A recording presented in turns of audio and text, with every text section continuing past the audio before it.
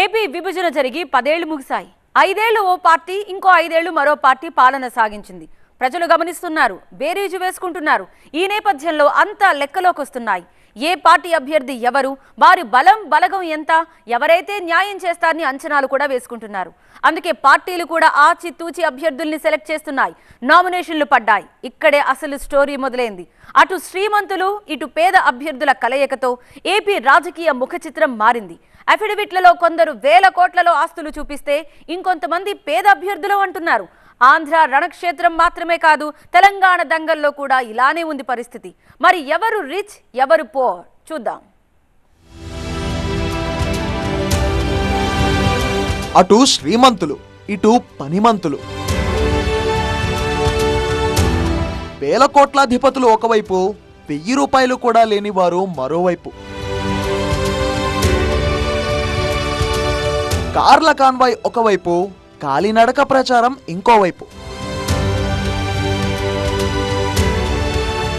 భారతదేశంలో ఎన్నికలంటే డబ్బు, మద్యం ప్రవాహమై ఉంటుంది. ఎవరెంత ఖర్చు పెడితే వారి విజయం అంత ఈజీ అవుతుందన్న అపోహలున్నాయి. అందుకే ఎంపీ అభ్యర్థులు కోట్లకు పడగలెత్తి ఉంటారు. పార్టీలు కూడా వారికే టికెట్స్ ఇస్తూ ఉంటాయి. కానీ ఎమ్మెల్యే క్యాండిడేట్లు, అందులోనూ ఎస్సీ, ఎస్టీ రిజర్వ్డ్లో పేదలే ఎక్కువగా ఉంటారు. ఏపీలో 2 ప్రధాన పార్టీల అధినేతల ఆస్తులు పోటాపోటీగా ఉన్నాయి. ఈసారి వారిద్దరిని వెనక్కి నెట్టి ఓ ఎంపీ అభ్యర్థి అందరినీ ఆకర్షిస్తున్నారు. ఆయనే గుంటూరు టీడీపీ క్యాండిడేట్ పెమ్మసాని చంద్రశేఖర్. ఆయన ఆస్తులు చూస్తే అందరికీ కళ్ళు బైర్లు గమ్ముతున్నాయి. ఎన్నికల అఫిడవిట్లో తన కుటుంబానికి 5,785.28 కోట్ల రూపాయల ఆస్తి ఉన్నట్టు పెమ్మసాని వెల్లడించారు. 5,598.65 కోట్ల విలువైన చరాస్తులు, 186.63 కోట్ల స్థిరాస్తులు ఉన్నట్టు ప్రకటించారు. గుంటూరు సిట్టింగ్ ఎంపీగా ఉన్న వ్యాపారవేత్త గల్లా జయదేవ్ రాజకీయాలకు గుడ్ బై చెప్పడంతో టీడీపీ పెమ్మసానిని గుంటూరు ఎంపీ సీటు కోసం బరిలోకి దింపింది. రిచ్ అవుతామని నేను ఏది చేయలా, ఏదో నాకు తెలిసింది వేరే డాక్టర్లకి, వేరే వాళ్ళకి చాలా ఈజీగా చెప్దామని చేసుకుంటా పోతే రిచ్ అవుదాం, అంతేగాని వేరే విధంగా కాదు. డబ్బుకు అనేది సొసైటీలో పెద్ద విలువ ఉండదమ్మా. ఇన్ జనరల్గా మనం ప్రజలకి ఏం చేస్తామో, ప్రజల బాధలు అర్థం చేసుకొని చేయాలనుకునే మనస్తత్వం ఉండి చేస్తేనే వాల్యూ ఉంటుంది తప్పించి, ప్రపంచంలో డబ్బున్న వాళ్ళు ఒక్కరోజు మాట్లాడతారు తప్పించి జీవితంలో గుర్తుపెట్టుకోరు ఎవరు. మహాత్మా గాంధీ, ఒక మార్టిన్ లూథర్ కింగ్, ఒక నెల్సన్ మండేలా, ఇలాంటి వాళ్ళని ఎందుకు గుర్తుపెట్టుకుంటారంటే వాళ్ళు వాళ్ళ లైఫ్లు వేరే వాళ్ళ కోసం సాక్రిఫైస్ చేస్తారు కాబట్టి వాళ్ళని గుర్తుపెట్టుకుంటారు తప్పించి 1947లో రిచెస్ట్ పర్సన్ ఎవరు, 1950లో రిచెస్ట్ పర్సన్ ఎవరు అని ప్రపంచం ఎక్కడా గుర్తుపెట్టుకోదు. కాబట్టి ఆ డబ్బుకి నాకు అంత వాల్యూ లేదు. నా విషయం వచ్చాడు, రాజకీయాలు, భారతదేశ రాజకీయాలు డబ్బుమయమైపోయాయంటే ఏమంటారు? డబ్బుమయమైన మాట వాస్తవం. కాకపోతే ఇంకో 30 సంవత్సరాలు ఉంది, నేను వెళ్ళబోయేలోపు ఈ భూమి మీద నుంచి డబ్బు రాజకీయం చేయటంలో నా పాత్ర ఉంటుంది. ఇక ఏపీలో సెకండ్ రిచెస్ట్ అభ్యర్థిగా ఉన్నారు టీడీపీ అధినేత నారా చంద్రబాబు నాయుడు. కుప్పం అసెంబ్లీ నియోజకవర్గం నుంచి బరిలో దిగుతున్న చంద్రబాబు, ఆయన సతీమణి భువనేశ్వరి దంపతుల పేరు మీద 931 కోట్ల రూపాయల ఆస్తులున్నట్టు ఎన్నికల అఫిడవిట్లో ప్రకటించారు ఆయన. నెల్లూరు సిటీ టీడీపీ అభ్యర్థిగా పోటీ చేస్తున్న పొంగూరు నారాయణ, ఆయన భార్య రమాదేవి పేరిట 824.05 కోట్ల విలువైన ఆస్తులున్నాయి. నెల్లూరు టీడీపీ ఎంపీ అభ్యర్థి వేమిరెడ్డి ప్రభాకర్ రెడ్డి, ఆయన భార్య కోవూరు, అసెంబ్లీ అభ్యర్థి వేమిరెడ్డి ప్రశాంత్ రెడ్డి ఉమ్మడి ఆస్తుల విలువ 715.62 కోట్లుగా అఫిడవిట్లో వెల్లడించారు. ఆ తర్వాత టీడీపీ అధినేత తనయుడు నారా లోకేష్ ఉన్నారు. ఆయన ఆస్తుల విలువ 542 కోట్లుగా ఉంది. అదే సమయంలో ఏపీలో పేద అభ్యర్థులు కూడా ఉన్నారు. వివిధ నియోజకవర్గాల్లో దాఖలు చేసిన అఫిడవిట్లను చూస్తే అందరికన్నా పేదవాడు, డబ్బులు అంతంత మాత్రమే ఉన్న నిరుపేద సింగనమల వైసీపీ అభ్యర్థి ఎం వీరాంజనేయులు. ఆయనకు ఇల్లు లేదు, పొలం లేదు, స్థలం లాంటివి లేనే లేవు. చేతిలో 50,000 రూపాయలు, బ్యాంకులో ఇంకో 20,000, ఒక బైక్ తప్ప ఇంకేమీ లేవు. ఆఖరికి నామినేషన్ కు కూడా లారీ తోలుకుంటూనే వచ్చారు ఆయన. 1,06,000 రూపాయలు మాత్రమే తనకు ఉన్నటువంటి ఆస్తిగా ఆయన ఎన్నికల అఫిడవిట్లో పొందుపరచడం జరిగింది. ఒక టిప్పర్ డ్రైవర్ని ఈరోజు జగన్మోహన్ రెడ్డి గారు గుర్తించి ఖచ్చితంగా మనకు ఇలాంటి టిప్పర్ డ్రైవర్ ఇలాంటి వ్యక్తిని తీసుకొచ్చి ఒక ఎమ్మెల్యే అభ్యర్థిగా ప్రకటించడం నాకు కూడా చాలా సంతోషంగా ఉంది. వారికి ముందుగా శిరస్సు వంచి పాదాభివందనం చేసుకుంటున్నాను. దాదాపు కంటే నేను 2011 నుంచి వైఎస్ఆర్ కాంగ్రెస్ పార్టీ ఏర్పడినప్పటి నుంచి నేను మా ఎమ్మెల్యే జొన్నలగడ్డ పద్మావతి గారితోనూ అల్లూరు సాంబశివారెడ్డి గారితోనూ ప్రయాణం చేశాము. మేము అసలు ఊహించలేదు ఇలా ఎమ్మెల్యే టికెట్ వస్తుందని కానీ ఎప్పుడే కానీ ఊహించలేదు. అనుకోకుండా వచ్చిన అవకాశం ఇది. పార్టీకి 10% చేస్తే ఈరోజు 100% గుర్తించి నన్ను సాధారణ కార్యకర్తని నన్ను నియమించి కార్యకర్తలందరిలోనూ ఉత్సాహం నింపడం ఈరోజు జరిగింది. చేతిలో 50,000 రూపాయలు డబ్బులు ఉన్నాయన్నారు, ఇంకా అసలు ఏమీ లేవు అని పరిస్థితి. జేబులో ఎంత ఉన్నాయి డబ్బులు? నా జోబులో ఇప్పుడు వచ్చేసి 600 రూపాయలు ఉన్నాయి, 640 రూపాయలు ఉన్నాయండి ఇప్పటికీ. ఎందుకు ఈరోజు ఇట్లా చెప్తున్నానంటే వైఎస్ఆర్ కాంగ్రెస్ పార్టీ పేదల పార్టీ. పేదల సంక్షేమం కోసమే పేదల బడుగు బలహీన వర్గాలకు ఈరోజు మా జగనన్న అండగా ఉన్నాడు. ఈరోజు ఖచ్చితంగా మా పేద బడుగు బలహీన వర్గాలను పైకి తీసుకురావడమే మా జగనన్న లక్ష్యం. ఒకసారి ఎన్నికల ప్రచారంలో కూడా ఆయన ఏ విధంగా ముందుకెళ్తారనేది చూద్దాం. ఎన్నికల ప్రచారానికి కూడా వెళ్దాం. 2007 నుంచి నేను టిప్పర్ డ్రైవర్గా స్టార్ట్ చేశాను. మా కుటుంబ పరిస్థితి కూడా చాలా అధ్వానంగా ఉన్నారు. కనీసం తినడానికి కూడా కూలి పని పోతేనే తినాలి, కూలి పని చేసుకుంటూ జీవనం సాగించాలి. అలాగే మా కుటుంబం చాలా ఆర్థిక పరిస్థితి ఉంది, చాలా ఇబ్బందులు పడుతుందని చెప్పేసి నేను 2007లో డిగ్రీ ఫస్ట్ ఇయర్ స్టార్ట్ చేశాను. అప్పటి నుంచి టిప్పర్ తోలుకుంటూనే 2010 వరకు డిగ్రీ పూర్తి చేశాను. 2010లో డిగ్రీ పూర్తి చేశాను. ఈ 3 సంవత్సరాలు కూడా టిప్పర్ తోలుకుంటూనే డిగ్రీ కంప్లీట్ చేశాను. మాది పేదల పార్టీ కాబట్టి మా జగనన్న పేదలను గుర్తించి ఎమ్మెల్యే అభ్యర్థి టికెట్గా ప్రకటించడం జరిగింది.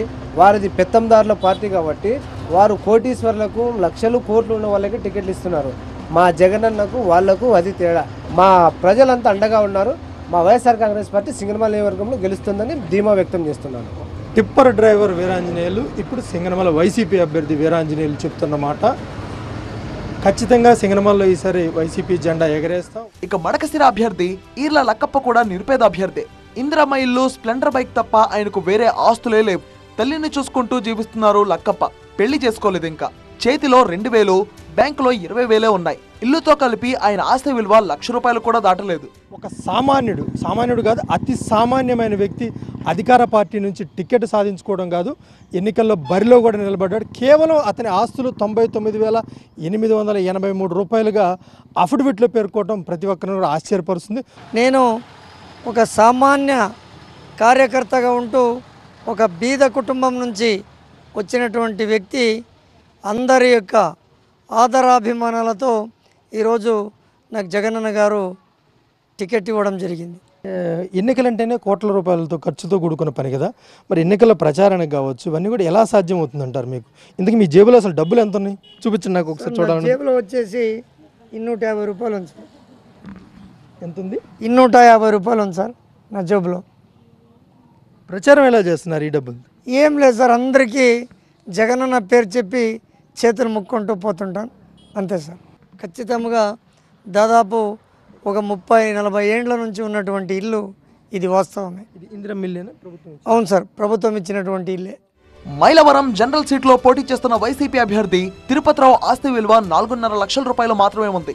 ఒక బైక్, చేతిలో ₹15,000 తప్ప పెద్దగా ఆస్తులే లేని వ్యక్తి.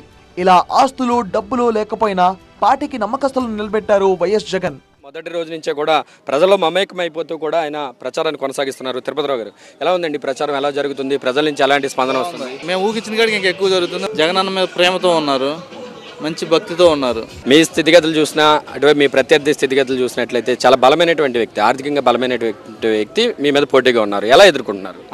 అంతకుముందు కూడా ఆయన బలమైన వ్యక్తేగా, అంతకుముందు కూడా బలమైన వ్యక్తేగా. నాకు మళ్ళీ సామాన్యుడేం కాదు కదా, గెలిచాడా? డబ్బుతో ఇవాళ రాజకీయం చేయమన్నా. ఇక మా సర్పంచ్ గారు ఉన్నాడు, ఈ గ్రామ సర్పంచ్ గారు 3 సార్లు ఇప్పుడు ఏకంగా ఎన్నికై గెలుస్తూ ఉన్నాడు. డబ్బు ఏం లేదుగా ఆయన దగ్గర.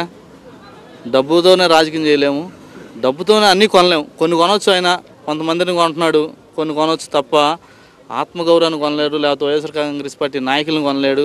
మేమంతా కూడా ఇక్కడ ఉన్న వైఎస్ఆర్ కాంగ్రెస్ పార్టీ అందరూ కూడా రైతు వారి కుటుంబ సభ్యులమే. డబ్బు కోసమే రాజకీయం చేసేది ఎవరన్నా ఉన్నారంటే ఈ రాష్ట్రంలో అది తెలుగుదేశం పార్టీ. వాళ్ళకి నిత్యం కావాల్సింది అది వ్యాపారం కోసం రాజకీయం తప్ప, వాళ్ళకి ప్రజల కోసం టీడీపీ పార్టీ కాదు. అంతేకాదు ప్రముఖ ఆధ్యాత్మిక గురువు శ్రీపీఠం అధ్యక్షుడు పరిపూర్ణానంద స్వామి కూడా హిందూపురం ఎంపీ, ఎమ్మెల్యే స్థానాలకు అఫిడవిట్లను దాఖలు చేశారు. ఆయన కూడా తనకు ఆస్తులేమీ లేవని ప్రకటించారు. హైందవ ధర్మం కోసం పాటుపడే వ్యక్తుల్లో టాప్ లో ఉన్న స్వామి పరిపూర్ణానంద స్వామి.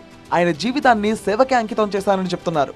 నా అఫిడవిట్లో ఖచ్చితంగా నేను దాఖలు చేసినటువంటి అంశం ఏంటంటే నాకు ఏ చరాస్తి కానీ స్థిరాస్తి కానీ నాకు లేదు, బినామీ లేదు, సునామీ అంతకన్నా లేదు.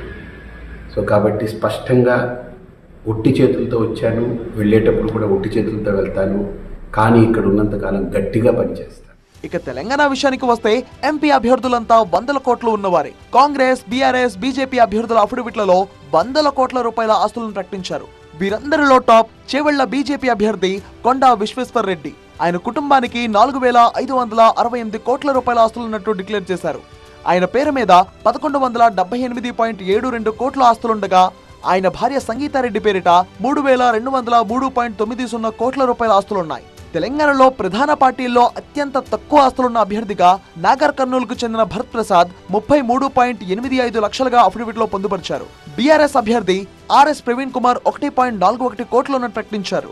ఇలా రిచ్ అండ్ పూర్ కాంబినేషన్ లో పార్టీలు అభ్యర్థులను సెలెక్ట్ చేశాయి. మరి వీరిలో గెలిచేవారెంతమంది?